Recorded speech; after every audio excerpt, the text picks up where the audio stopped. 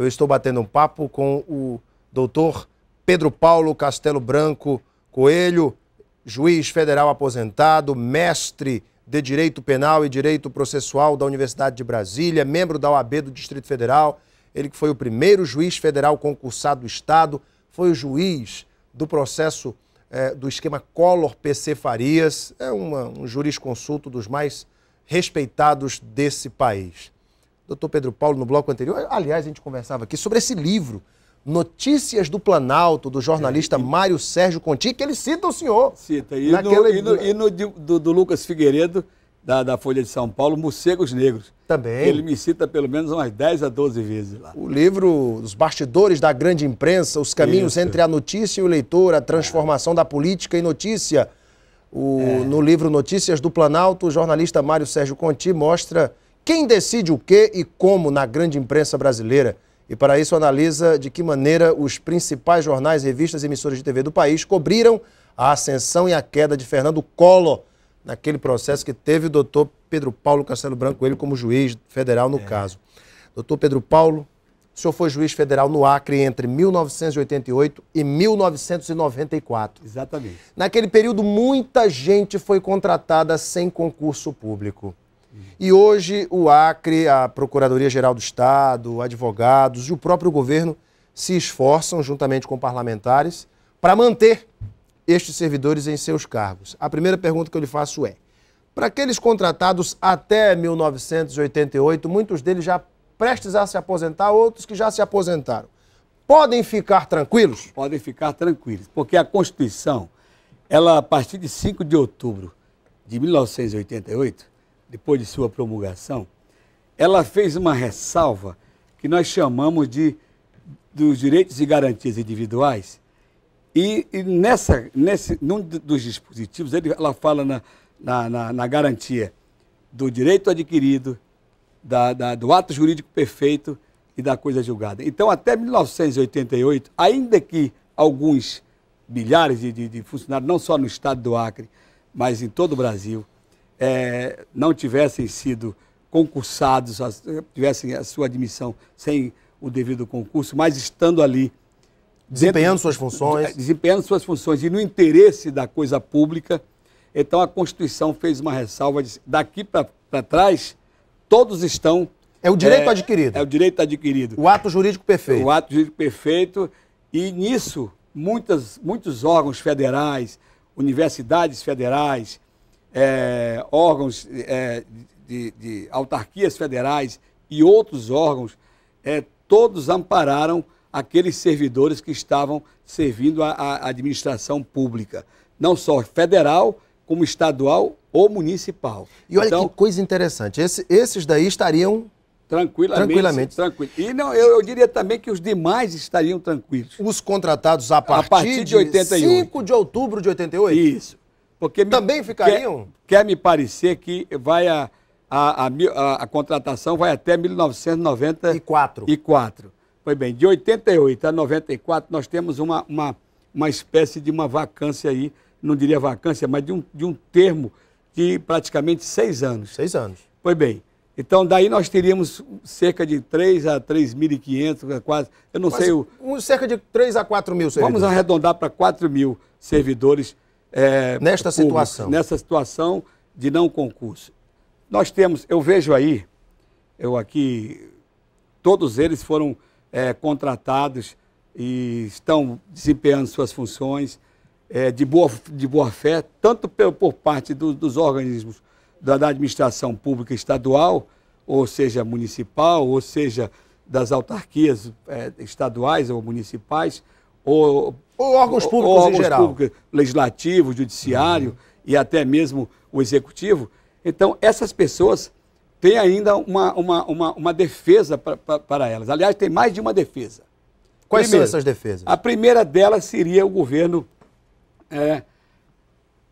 demonstrar a necessidade do serviço público e pelas quais essas pessoas foram contratadas. Primeiro, do mesmo jeito... Cabe, então, ao governo fazer esse levantamento. Exatamente. O governo faz um levantamento. E cabe à PGE fazer isso, doutor? A Procuradoria-Geral do Estado.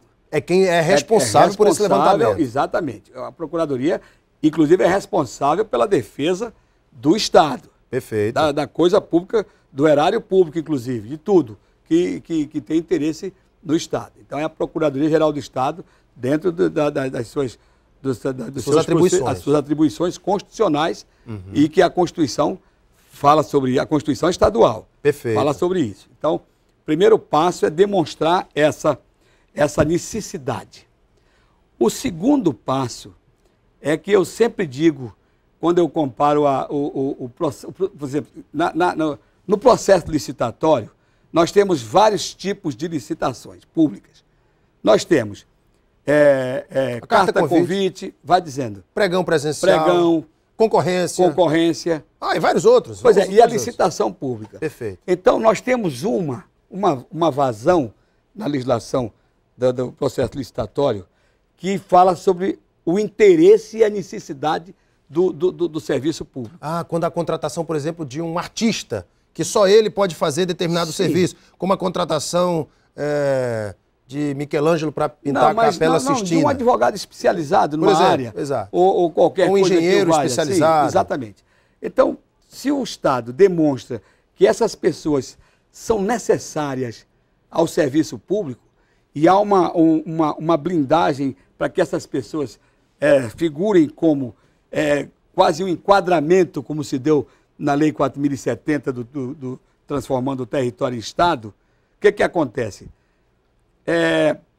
O Estado pode muito bem, se houver uma blindagem disso ainda, o Estado ainda tem uma terceira saída, que seria a contratação ad tempore. E como é essa contratação? A contratação ad tempore, poderá se estender ao longo de 5 anos. O Estado pode demonstrar que essas pessoas são pessoas que úteis ao serviço público. Então, o Estado, o que é que faz? Faz uma contratação ad tempore, de 5 anos, e quando estiver para cessar esses 5 anos, ele pode prorrogar por outro tanto. E nessas prorrogações... indefinidamente. E não só indefinidamente, porque o Estado tem uma previdência social estadual. Exato. Então, quem vai arcar... O Acre Previdência. O Acre Previdência. Então, quem vai arcar com esse ônus, com o tempo de aposentadoria dessas pessoas... É o próprio Estado. É o próprio Estado. E não o INSS. E não o INSS. Então, o que acontece? Se o Estado tem uma previdência praticamente privada do próprio Estado, que é uma previdência pública, mas é do Estado, né? O Estado tem a sua soberania, a sua independência também, porque senão não seria um Estado federado. Perfeito. Não haveria uma confederação. Se tudo dependesse da Constituição Federal e o Estado não tivesse poderes próprios, individuais, autônomos, nós não teríamos uma Constituição estadual. Mas olha só, hoje... Então, o que acontece? Deixa eu só concluir. Conclua. A quarta vazão que o Estado teria. O Estado poderia fazer contratações pro tempore, né, de tal forma que essas pessoas contratadas ao longo de 88 a 94, quase praticamente todas têm já pelo menos 20, 25 anos de serviço. Se ele contrata por mais 5 anos, e essas pessoas vêm recolhendo normalmente a Previdência, se não vêm recolhendo, paguem a Previdência, complementem o pagamento da Previdência, para que amanhã ou depois eles possam ficar garantidos no seu salário, na sua remuneração mensal. O Estado teria uma quarta saída. E é aí que eu vejo que a independência do Estado tem seus órgãos estaduais e ele tem mecanismos de procedimentos bastantes para que possam esses mecanismos salvaguardar o interesse não só da administração, mas também do servidor público, porque o Estado não pode desempregá-los. Mesmo que o ministro relator da matéria no Supremo, Dias Toffoli, tenha considerado ilegal, inconstitucional, a lei na Lei que os regularizava, entre aspas, no Estado, e hoje esse processo está na fase de modulação no Supremo, sim, ainda assim caberiam essas alternativas? Caberiam, porque o Estado tem que demonstrar essas fases que eu estou acabando de falar. O senhor, na verdade, está dando uma consultoria aqui para a PGE. Não deixa de ser. Não sei se é consultoria, porque eu sei da boa vontade da administração público estadual. De resguardar esses servidores. Porque não é possível você deixar 11 mil pessoas, não é? Ou que seja 4 mil pessoas, né? 11 mil ou 4 mil pessoas desempregadas. Não é possível. Seria um caos no Estado. Seria um caos. O Estado, eu tenho um carinho tão grande pelo Acre, que quando eu vi essa notícia, de pronto eu já fiz uma pesquisa e disse, não, existem saídas para o Acre. Quais? Olha só. Existem essas e essas saídas. Então, é questão de você saber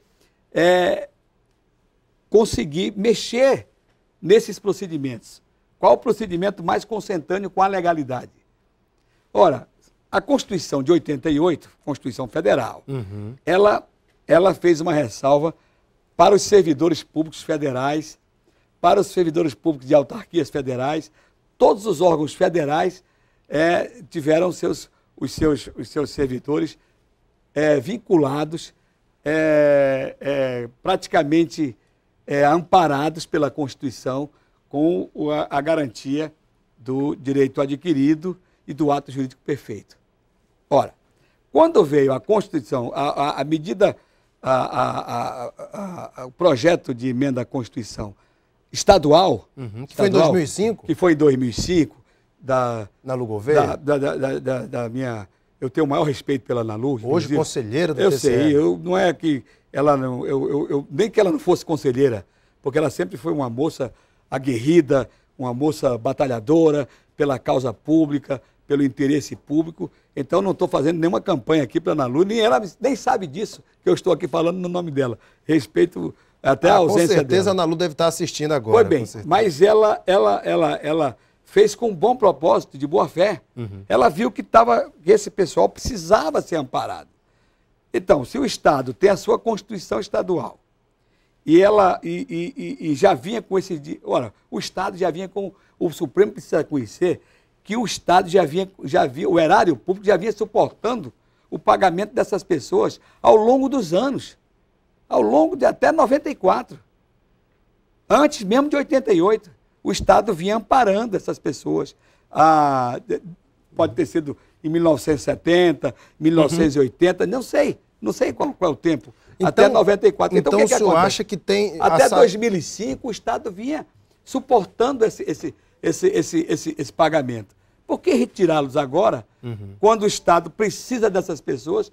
E outra coisa, o Estado pode invocar não só o interesse público, nesse momento, que mas isso é uma questão de ilegalidade, o doutor Pedro está sendo... Eu não sou advogado de nenhuma... Veio bater um papo conosco. Veio bater um papo. Com certeza. Só que é claro que vamos aproveitar e vamos questionar sobre isso. Só que eu estou verificando... Conhecedor do tema. Só que eu estou verificando que é uma situação que não precisa se alardear, se espantar com isso. É da regra do jogo do Supremo dizer, olha, isso aqui é ilegal. É inconstitucional. É inconstitucional. Mas não é ilegal, não é ilegal, é inconstitucional. Ilegal é uma coisa. Inconstitucional é outra. Inconstitucional é outra. Inconstitucional é quando não está consentâneo com a Constituição. Ilegal quando está fora da lei. Fora da lei. Está fora da lei ou contra a lei, contrário à lei.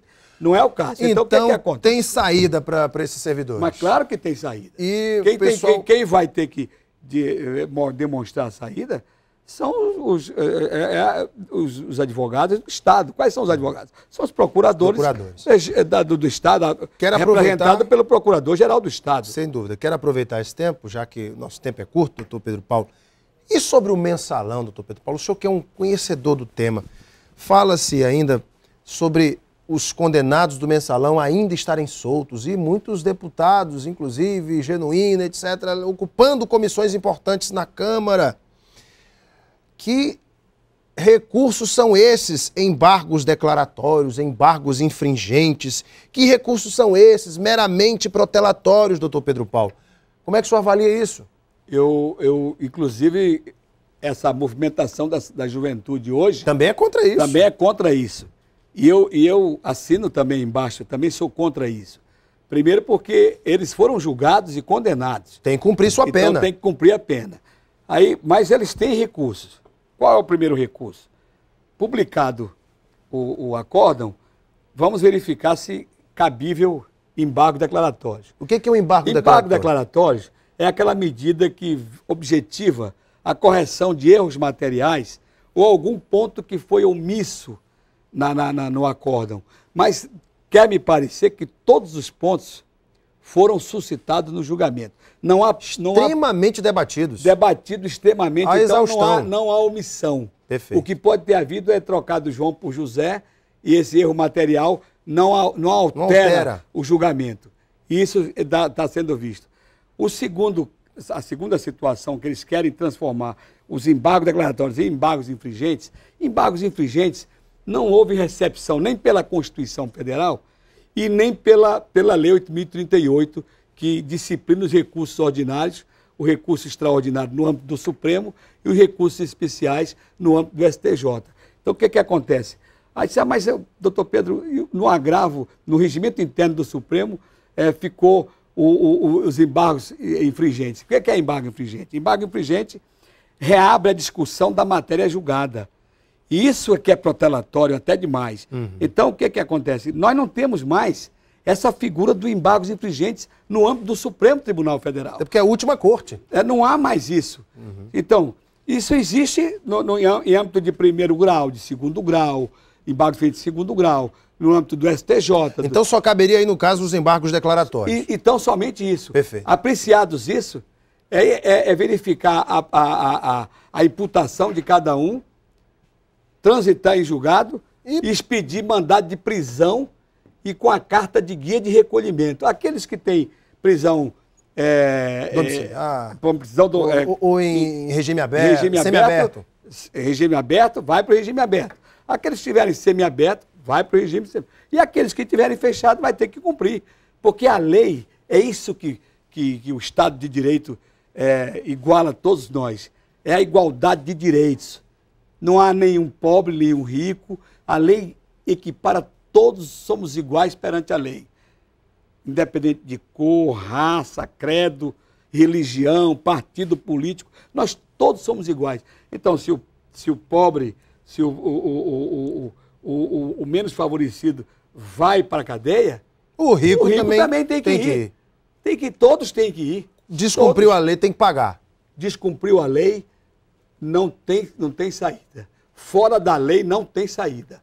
Nem para o pobre, nem para o rico. Gente, infelizmente nosso tempo está estourado. É sempre bom bater um papo. Olha que falamos de tanta coisa interessante.